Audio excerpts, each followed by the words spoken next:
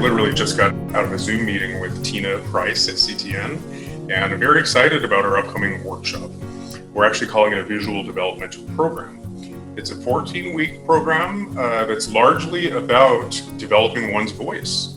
Not necessarily one's style, because that can be project specific, but one's flair, one's personal voice, that thumbprint that's so uniquely you, that's a product of your worldviews and your metaphysical values and your cultural background, and so many things that are intangible.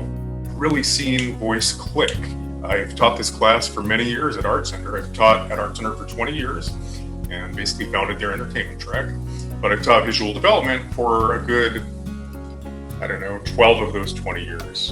And the results have been amazing. The beauty of it is just really seeing people take their foundational skills, light logic, color theory, perspective, composition, all of those things, and finally having them click in their upper terms and connecting all those skills with something to say in the world. And that's the beauty of this class. So basically we're taking an intellectual property, usually a children's classic at Art Center, but we've got a kind of new intellectual property that we're premiering, and bringing it to life visually, creating all the assets needed for either a 2D or a 3D, we're very open on that, feature animated film.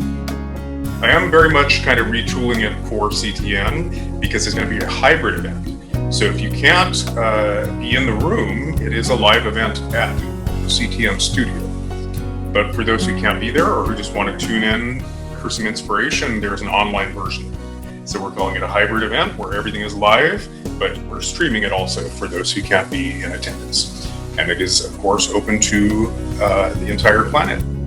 For greener artists who haven't really found their voice and really need a great opportunity to take all their academic skills and finally put them to use and have their sort of personal flair kick into high gear. It's for industry professionals who might have been out there for a while. This happens all the time, but they don't really have a structured environment in which to create, to continue learning and growing and developing that voice.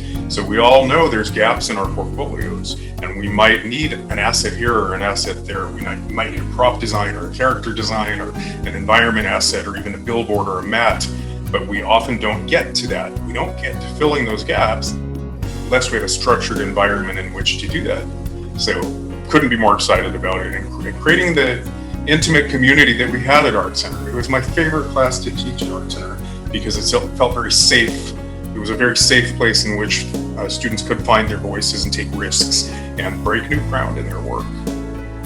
So please join us. Feel free to share this video with anyone who you think might need an opportunity to just create more portfolio content, who might need an opportunity or a structured environment in which to continue to develop their voice, or maybe a greener artist who is still finding that voice in the first place.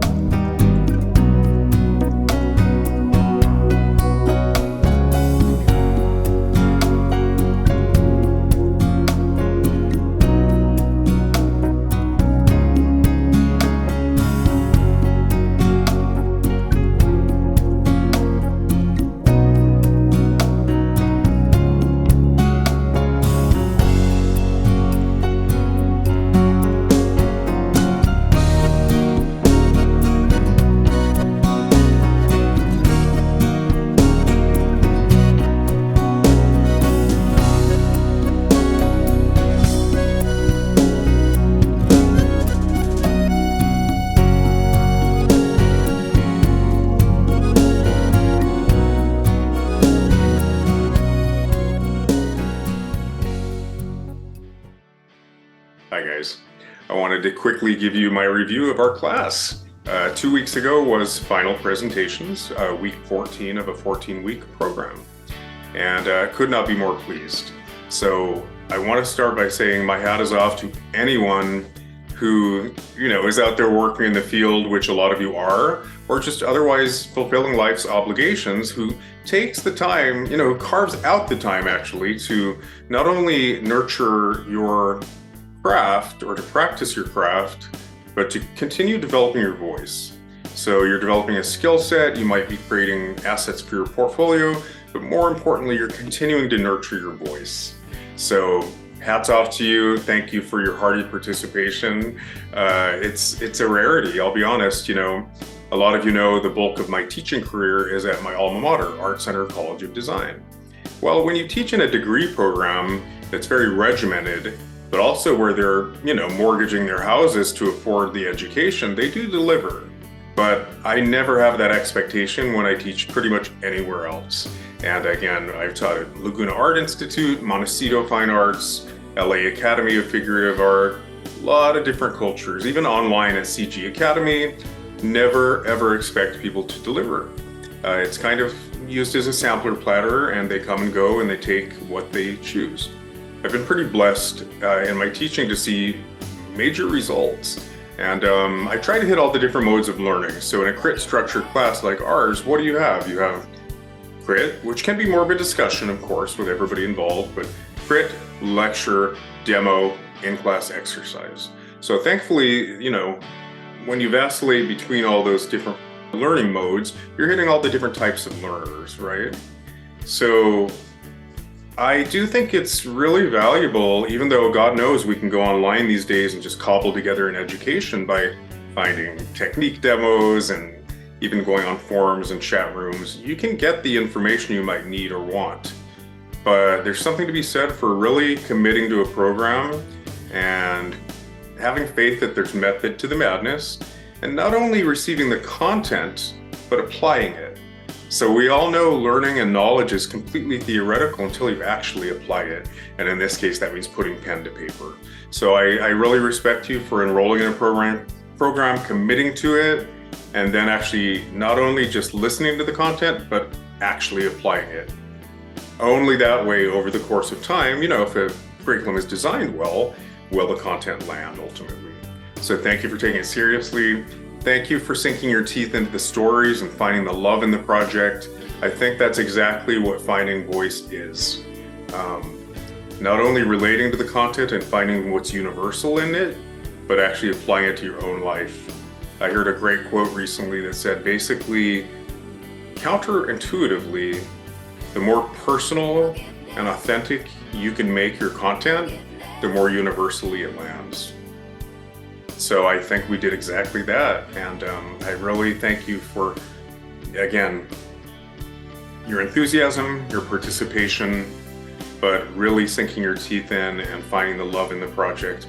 I mean, isn't it fun to see all the different interpretations that come out, complete worldviews and just entire worlds that come out of people based on their worldview and their sensibilities and their sense of aesthetics. It's pretty fascinating to see a single intellectual property interpreted in so many different ways.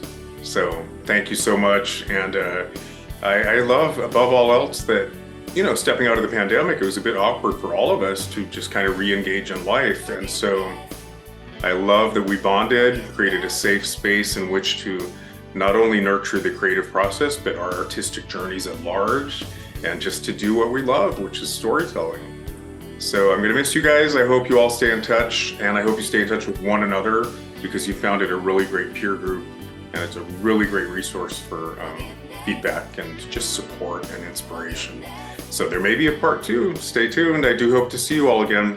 CTN and I both feel very strongly that this format is kind of the future, short of, again, paying these exorbitant tuition fees. I think you're very wise, and CTN is really a wonderful gift to artists in that way. So we're going to do more of this hybrid content, and I hope to see you. All right, thanks again. Take care.